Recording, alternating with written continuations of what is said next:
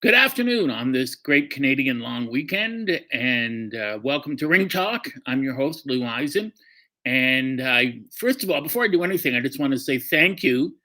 Every week you see the show, and the only reason it looks good is because of Eric Boyce, the producer, and his wonderful father, Graham, who gave me this forum. So I haven't thanked them on air before, but that's incorrect of me and remiss of me to not do that. So I just want to thank them profusely because you may be boxing fans, but you're not boxing fans like they're boxing fans. They know boxing and they love it. I'm not saying you don't, but I'm not going to start another controversy. But I just want to say thank you to them. Today we're going to discuss what I consider and what many boxing historians consider to be the single most controversial fight in the entire history of professional boxing, and that is the fight between the rematch between Gene Tunney, who was the world champion, and challenger Jack Dempsey, the former champion. This took place September 22nd, 1927. Now, when people think of the 20s or the late 20s, you think of the Great Depression. That's 2 years off. This is in the middle of the roaring 20s, a jazz age, and people are making millions of dollars off the stock market. Jack Dempsey has made a lot of money boxing, and Calvin Coolidge is the president.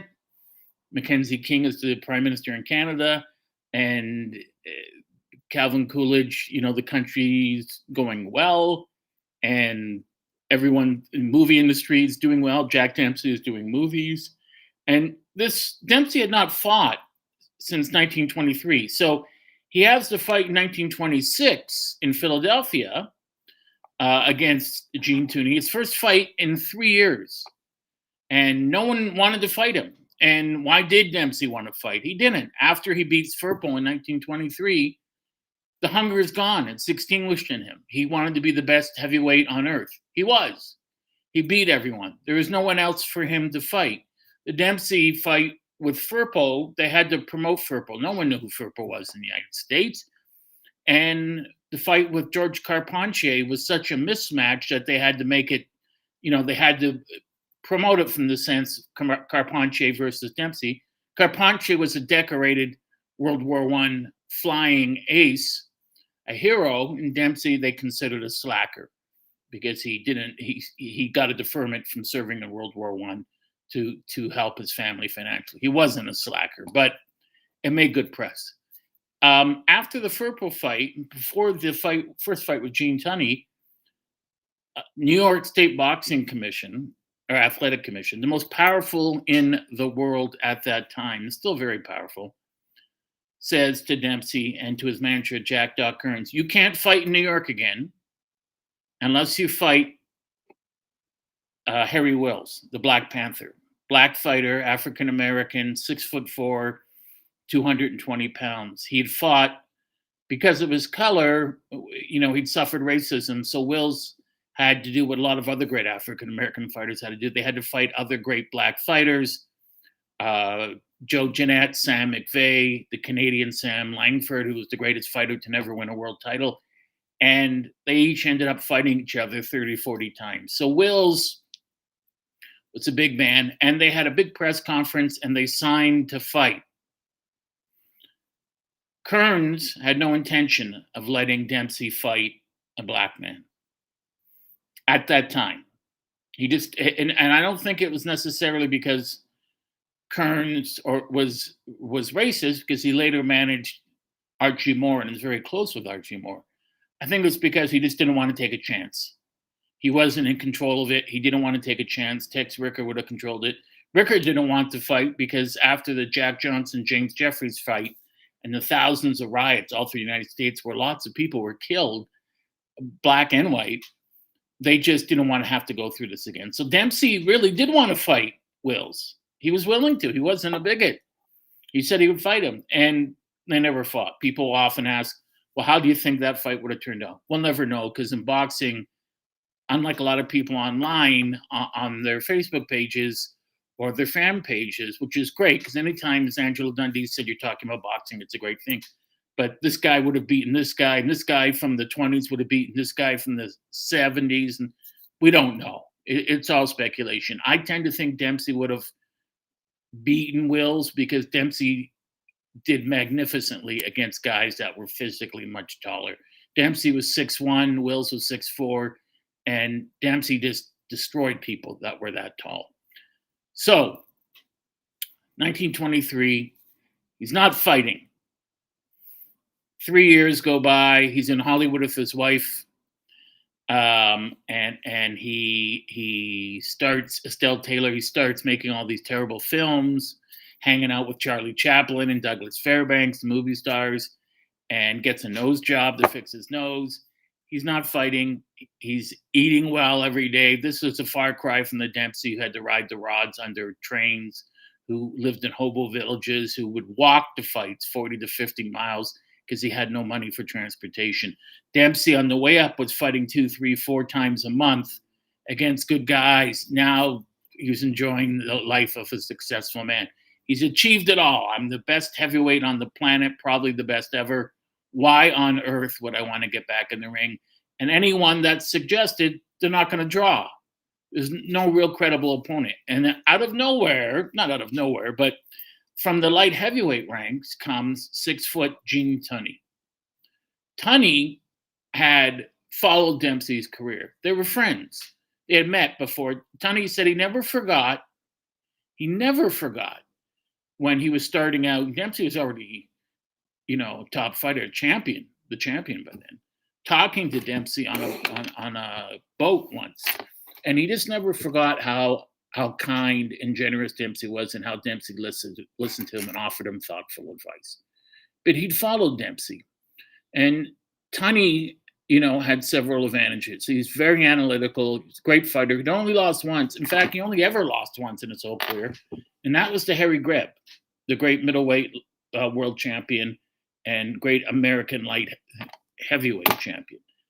Greb was a force in nature. In fact, I was told by my late friend Steve Lott, for all you fans out there watching, if you want to make a quick $5-6 million, then go to your grandparents' house, go to university basements, look for a film of Harry Greb, because you will make a fortune if you find it. Films were taken of him. There's none in existence. There is some in existence. We just have never found it.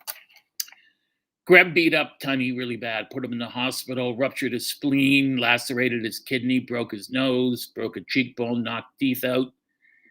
And while lying in the hospital recuperating, Tunney told his manager, Billy Gibson, who also managed the great lightweight world champion, Benny Leonard, said to him, well, we'll look, if you get better, we'll see what we can do. And Tunney said, no, I want to fight him again. And Gibson said, no, if you fight him again, I'm gone, because he'll kill you. You almost died this fight. I'm not going to take that chance again. But Tunney got a copy of the film, which we don't have, unfortunately, and watched it and analyzed it. And then he fought Greb 4 more times and beat him convincingly. And so Tunney's moving up the ladder. He's beating light heavyweights. He's the, great light heavyweight fighter.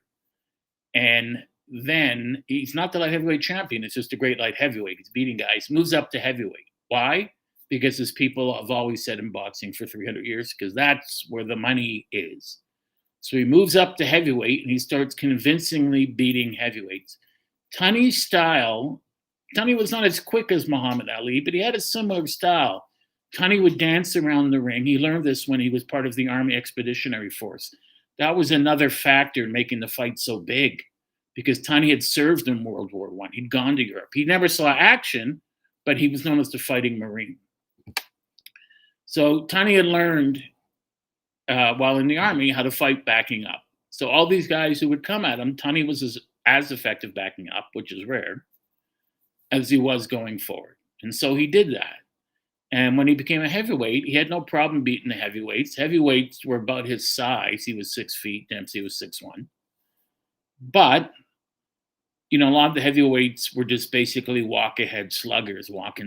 And Tunney had no problem being a smart fighter, a scientific fighter, eluding their charges and lunges and punches and beating them to a pulp. So by 1926, Tunney is the number one challenger for Dempsey's crown, and they agree to fight in Philadelphia.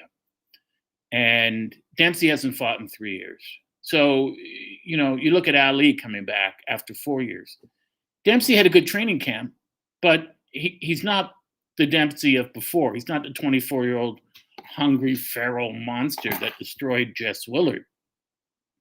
Right? This is 1926.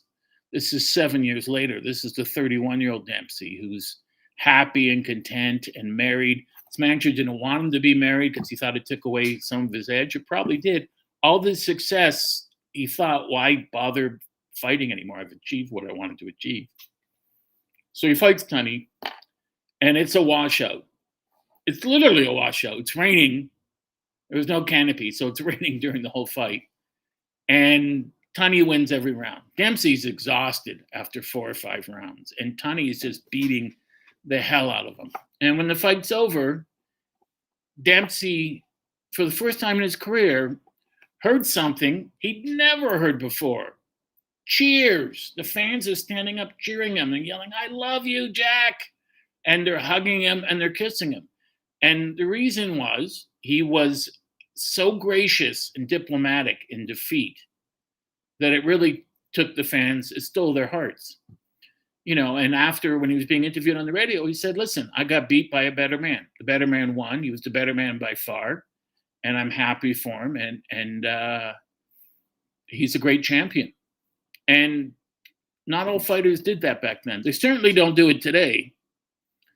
And the famous line, of course, is, you know, his eyes were swollen, practically shut. And when his wife, Estelle, asked Dempsey what happened, and he said, "I forgot to duck."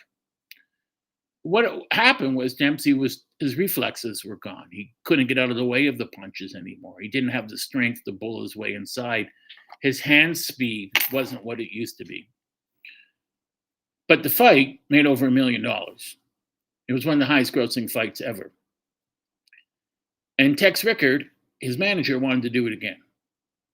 The only problem with having the rematch of with Gene Tunney, Jack Tunney was actually a relative of Gene Tunney's, lives in Toronto, was a wrestling and boxing promoter, beside the point.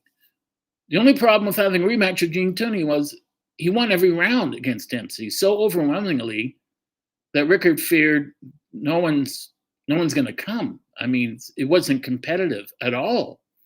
So Dempsey has to have a fight to look good in order to earn his rematch with Gene Tunney.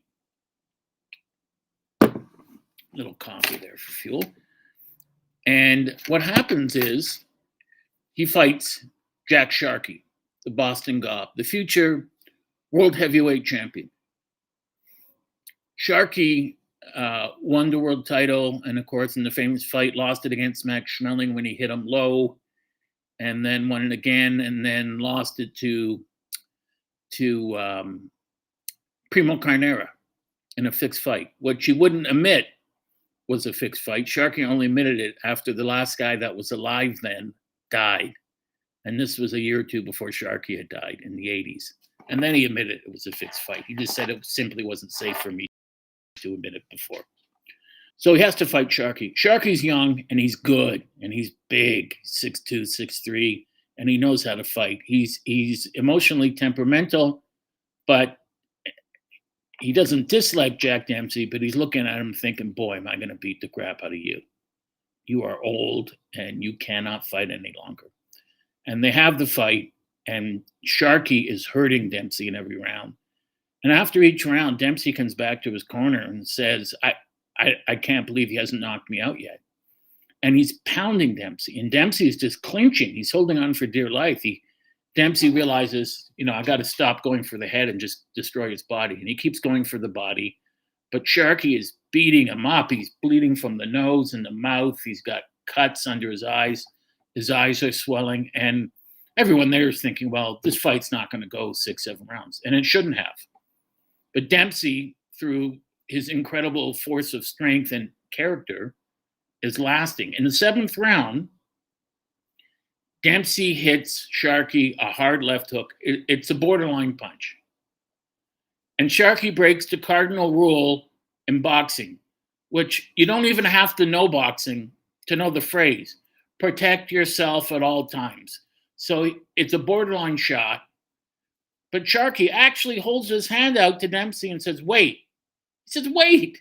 Turns to the ref. He hit me low. And while he turns, Dempsey hits him with a left hook, drops him out on the canvas. He's out, holding his groin in agony, but as he's writhing on the canvas. And after the fight, the referee said, I never officially stopped the fight. I never warned Dempsey. I didn't think it was a low blow. There was no reason for Sharkey to stop fighting and turn to me. It wasn't my fault. And Sharkey said Dempsey still should not have done it. And Dempsey's reply was classic. He said, what was I supposed to do? And wait for an engraved invitation from Jack Sharkey to punch him again? You protect yourself at all times. It's boxing. Referee didn't call it low. So he knocked Sharkey out.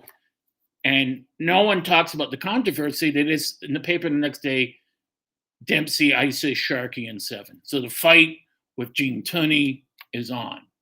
And they have the fight in Philadelphia. Now, here's something that I learned a long time ago, and I was surprised to learn. And this is in Roger Kahn's magnificent book, A Flame of Pure Fire. It's about the life and times of Jack Dempsey. When people think of the mafia, which was involved in this second Dempsey-Tunney fight, they think of boxing in the 50s. Mob control of boxing went back way, way further than that. I've documented the first, it's not the first fixed fight, but the first fight that we can categorically say without a doubt was fixed back to 1780 in Britain, where gamblers got involved and paid one fighter to deliberately lose. It probably happened 30, 40, 50 years earlier, but was never categorically proven. So we go to Philadelphia, and the referee was supposed to be Dave Miller. This is going to be a contest of referees named Dave. And Dave Miller was a friend of Al Capone's. Capone loved Jack Dempsey and went to Dempsey and said, if you want, I'm happy to pay the money and fix it so you win the fight. And Dempsey thanked him, and he knew how dangerous he was, and graciously said, that's nice of you, but I want to win it on my own accord. Now, Capone was one of the most powerful gangsters, if not the most powerful, in the United States. However, the one who ran boxing was in New York, and his name was Oni the Killer Madden. And Oni Madden was from Britain. Oni Madden had grown up in England. He was Irish, beside Pops Foster, who ended up being Jimmy McLarnin's manager. So when McLarnin and his manager, Pop Foster, started on the West Coast, they came to New York to get Madden's permission, to fight in New York. And Madden said, sure. And they were ready to sign over a piece of McLarnin because you had to Madden, but Madden said no. And it's the only fighter ever that we think that he didn't take a piece of, although he had tremendous control over his career. I could get into a whole other thing about that with the Barney Ross fights, and we will another time. So the problem here is we have Oni Madden's controlling the fight. Al Capone wants Dempsey to win. In Philadelphia, the mobster Boo Boo Hoff had lent, Max Boo Boo Hoff had lent a lot of money, hundreds of thousands, to Gene Tunney to have the second fight because his manager, Billy Gibson, needed the money for training camp, for sparring partners, and to help with the promotion. He just didn't have the money. And no one else in Philly did, so they went to Boo Boo Hoff. And Hoff thought, well, I want Tunney to win. It's my money's on the line. I want my referee, Dave Barry. Dave Barry, who did referee the fight, was a mob ref, and he was into the mob for a lot of money for gambling. Not a wise thing to do. So he did a lot of odd jobs for them, and he refereed fights for Boo Boo Hoff, and he did what Boo Boo Hoff said. That colors what happens in their second fight, the famous battle of the long count. Now, Boo Boo Hoff himself and the Philadelphia mob didn't really have the requisite firepower or pull to back off an Al Capone. Only Madden did. So they had to go through Odie Madden as an intermediary and say to Capone, listen, this is the way it's going to go. We don't want Dave Miller, the ref. We want our own guy, Dave Barry. And Capone agreed. But of course, Capone had to be paid somewhere between $250,000 and $500,000. He just wasn't going to walk away. And just because he accepted the money didn't mean he wasn't still going to try to interfere. The irony, of course, is the fight wasn't held in Philadelphia. It was held in Chicago, which was Capone's base of operations. The thing that people have to understand when you talk about Capone betting on the fight and Oni Madden betting on a fight and Boo Boo Hoff and Frankie Carvel years later and all these other mobsters, no mobster, no gangster, no mafia member ever once bet on a professional boxing fight, because that would imply the element of chance, of risk. They only put their money on outcomes that were predetermined. They knew what was going to happen. So in that view, in that strict angle of looking at it, it does affect the outcome of the second fight. Dempsey, by this point, after having fought Tunney the first time and fighting Jack Sharkey, and having a long training camp, he was in shape now. And he had to figure out a way how to get to Tunney, because Tunney kept moving backwards all the time. And he was so quick, and he kept circling Dempsey. And this was the right way to fight Dempsey. Keep turning him. If you keep turning him, he can't set his feet. You're forcing Dempsey to punch on the run, which you can do. It's not easy to do, but he can do it. He just doesn't want to do it. He'd rather set his feet. Dempsey and Tunney actually had a lot of things in common. They both came from hardscrabble backgrounds. Both grew up poor. Both had a brother that was murdered. And they didn't dislike each other. They were friends. Before both fights, you see them cross the ring and shake hands. But before the second fight, Dempsey had made allegations in the paper that the fight could possibly be decided by the mob, and that Tunney had mob affiliation, which he did. Tunney shouted back or said in the paper that, it's not true. Dempsey's old and he's scared and he thinks he's going to lose again. And it was all, part of it was true. Part of them felt that way, but it was really built up out of proportion by the press.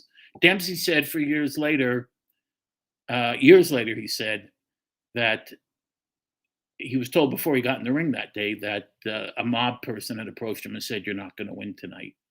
I don't know if that's true. That's never been proven one way or the other. People that I've spoken to, like Burt Randolph Sugar and Hank Kaplan, boxing's premier historians, all just said it may or may not have happened. We just don't have a way of knowing for sure. So we get to the fight. This is the fight. They get into the ring in Chicago at Soldiers Field. And the fight it's supposed to take a similar turn. Dempsey's in his corner before the fight starts, and he's thinking, okay, I got to conserve my energy. I got to cut the ring off on him. I can't keep moving 10 steps to every several steps he takes. I got to shorten what I do, and I got to get inside. And the bell rings, and Dempsey's shocked. Tunney's not running. He doesn't want to run. He comes right at Dempsey and starts firing away. He's not running. He's not backpedaling now. Now Tunney wants to show that I'm the champion. I'm the tougher guy. And he's whacking Dempsey. He's going after him. First round, second round, third round, fourth round. About a minute to go. He gets him on the far ropes, hits Dempsey with a huge right hand on the jaw, and Dempsey's knees buckle. He's wobbled, and the ropes held him up. Dempsey smartly clinches. But from the fourth round on, fifth round, sixth round, Dempsey picks it up, and he starts getting closer and closer to Tunney. He's taller than him, but he's fighting from an exaggerated crouch. So he starts leaning into Tunney, and he starts savaging his body, left hooks to the liver, right hands to the body, and then he's bringing it upstairs, and he figures, I'm not going to get his head, so he's just hitting him in the shoulder, hitting him in the heart, using his elbows, his shoulders. And Dempsey had a habit which Tyson adopted. Dempsey and Roberto Duran did this too against Kenny Buchanan. Tunney would get under Dempsey in a crouch and then stand up and use his head to push Tunney's head up. So when he's pushing Tunney's head up, Dempsey then takes a half-inch step backwards and hits him with a shot. You're not supposed to use your head to do that, but Dempsey knew all those tricks. He was trained by one of the greatest trainers of all time, the magnificent Jimmy DeForest. So he knew what he was doing. Before the fight, Billy Gibson had his all-time great champion who retired by then, Benny Leonard, and Harry Greb get in the ring and show him how to fight Dempsey. He did this actually before the first fight and how to maneuver Dempsey. And Tunney was a master, like Ali was and Jack Johnson, at using a fighter's own momentum against him. He would draw a guy in, pretend he had an opening, open himself up to make the other guy think, he had a shot at hitting him. And right when he lunged in, and Dempsey liked to lunge in, whack him with the right hand. But Tunney eschewed all that during this fight. He just kept coming at Dempsey, pounding him. So in the fifth round, Dempsey starts to turn it around. He has a better round. Sixth round is a better round. But as Dempsey is waiting in his corner before the seventh round, it's only a 10-round fight. First fight was 10 rounds. Dempsey has the ironic problem that afflicts all boxers. And it happened to one of the boxers I loved the most last night, David Lemieux. Young man, but an old fighter. Dempsey had been in a lot of wars, over, almost 60 wars or 62 wars in the ring. He had hard fights. So Dempsey at that point realized, this is the seventh round. I'm probably have lost 5 of the first 6 rounds, if not all of them. I have to do something. I can't win on points. And so the fight, the round begins, and Dempsey is smart because he realizes Tunney is just moving to his right hand, moving to his left, away from my left hook. That was Dempsey's best punch. And so he faked a left. He just twinged his shoulder. Tunney moved to the right. It's the same thing George Foreman did with Michael Moore. And as he moved, Tunney threw a jab, which Dempsey slipped and countered with an overhand right hand. And it was solid. It hit Tunney square on the chin and sort of held him in place for a moment. Against Dempsey, you could lose your life when that happened. Dempsey realized the opportunity, leaped in with a leaping left hook and hit him again. And crushing shot. Tunney staggers back to the ropes. Dempsey hits him a right hand. Tunney's arms go down. And Dempsey's eyes get as wide as the moon. He hits him 7 shots, clear shots in a row. Tunney's hands are down. And Tunney hits the canvas. He's down. Now, if you go on YouTube, you can watch The Great Champions, which was an Academy Award-winning documentary from 1967 done by done by Jim Jacobs and Bill Caton, who managed Mike Tyson. They own the largest collection of fight films. So Tunney hits the canvas. The referee should be counting. He doesn't. Why doesn't he count? Because Dempsey won't go to a neutral corner. Tunney is sitting on the canvas in the middle of the ropes, right beside the middle of the ropes, in between the corners. Dempsey is about 3 or 4 feet away. You can't do that. And Dempsey knew that, not because he was told in the dressing room before the fight, and not because the referee told him in the ring either. This was a rule that was in place already but for 4 years. It was because of Dempsey. It's because when he knocked out Angel Firpo, Luis Angel Firpo, he stood over him. And the minute he got up, he hit him. And boxing, he said, we can't do this. This is losing us fans. This isn't a fight. This is a massacre. This is a bully. We have to make it equitable and more palatable for the fans. We have to have a guy go to the neutral corner and at least let the guy try to regain his senses. Dempsey wouldn't do that. But the minute Tunney's second knee hits the canvas, the minute he's down, the official timekeeper starts to stopwatch. And he's got his hand up. 1, 2, 3, 4. He's counting. But the referee hasn't started counting yet. Finally, Dempsey, who lost his cool in the moment, and it was his moment. This was it. This would have sealed him as the greatest fighter of all time. Finally goes to a neutral corner. And the referee, Dave Barry, the mob ref, instead of picking up the count from the timekeeper, I'm pointing over here like he's actually here. Instead of picking up the count from the timekeeper, which he's supposed to do, he starts at 1. So he's saying 1, 2. He's giving him a slow count. That's why they call it the long count. One of the reasons. 3. And by the time he gets to 9, Tunney's been down for 14 seconds. Tunney gets off the canvas and lasts out the round. He gets on his bicycle. Now, the next round, and I spoke to people about this at the International Boxing Hall of Fame, historians. I'm 61. These guys are 25 years older than me. They said, the minute, and you can see it on the film, the minute Tunney hits Dempsey with the right hand, Dempsey goes down. He's only down for a second, but referee Dave Barry jumps in right away. 1. And Tunney is literally less than a foot from him. He's standing over him, ready to hit him again. He doesn't direct Tunney to a neutral corner. He doesn't, not count. He should have looked directly at Tunney and say, go to the farthest neutral corner, and then turn to face Dempsey. He didn't do that. That's what he was supposed to do. And when you watch the film of the fight, Tunney's down for 5 seconds in round 7 before the referee picks up the count. Tunney gets up when the referee's count is 9. The official count is 14. This is the question. This is the controversy.